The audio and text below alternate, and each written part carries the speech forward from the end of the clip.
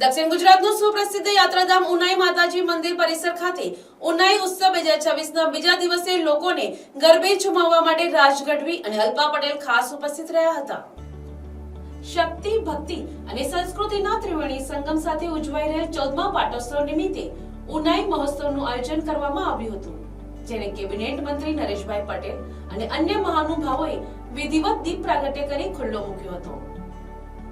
2 દિવસ ઉજવાઈ રહેલા ઉનાઈ મહોત્સવમાં બીજા દિવસે રાજ ગઢવી અને અલ્પા પટેલ ખાસ ઉપસ્થિત રહ્યા હતા અને લોકોને ગરબે ઝુમાવ્યા હતા। આ સાથે જ 2 દિવસ લોકોએ ઉનાઈ મહોત્સવને મન ભરીને માણ્યો હતો। આ સાથે જ આ રીતે ઉનાઈ મહોત્સવનું આયોજન દર વર્ષે આજ ધામધૂમપૂર્વક ઉજવવામાં આવે તેવી ભક્તો ઈચ્છા વ્યક્ત કરી રહ્યા છે।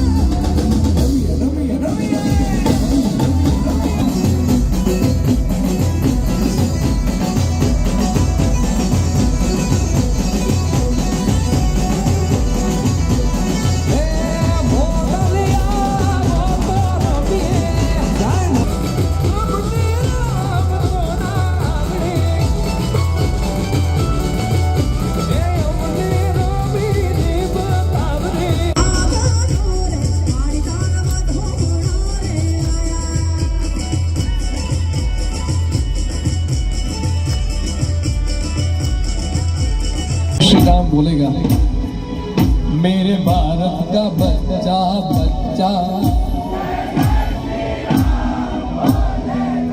मेरे उन्नई का बच्चा बच्चा।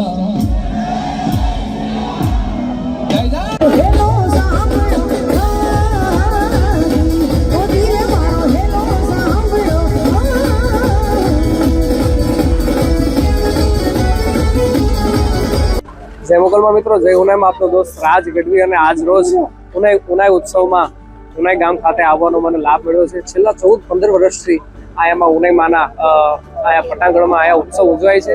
2 દિવસનો ઉત્સવ હોય છે। એમાં આ વખતે રાસ ગરબામાં મને વાણી પવિત્ર કરવાનોમાં ઉનાઈમાંના સાનિધ્યમાં બધા ઉનાઈ વાસીઓને મળવાનો લાભ મળ્યો અને આપ સૌને મળવાનો લાભ મળ્યો એ બદલ ખૂબ ઉનાઈ ગામનો આભાર, સરકારશ્રીનો આભાર, આપ સૌનો આભાર।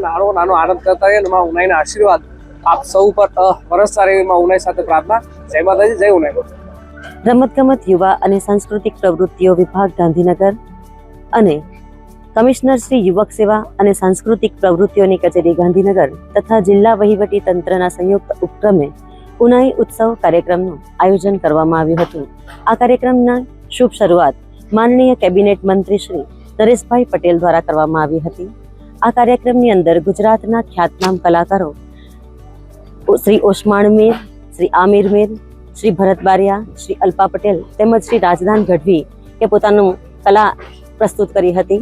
ઉનાઈની જનતાએ 2 દિવસીય આ કાર્યક્રમમાં સ્થાનિક લોકનૃત્યો રજૂ કરવામાં આવ્યા હતા, તેને પણ મન ભરીને માણી હતી। માતાજીની શોભાયાત્રાની અંદર 14 જેટલી કૃતિઓના વિવિધ લોકનૃત્ય રજૂ કરવામાં આવ્યા હતા। આ કાર્યક્રમનો હેતુ લોકનૃત્ય એટલે કે ગુજરાતની કલાને જીવંત રાખવાનો હતો।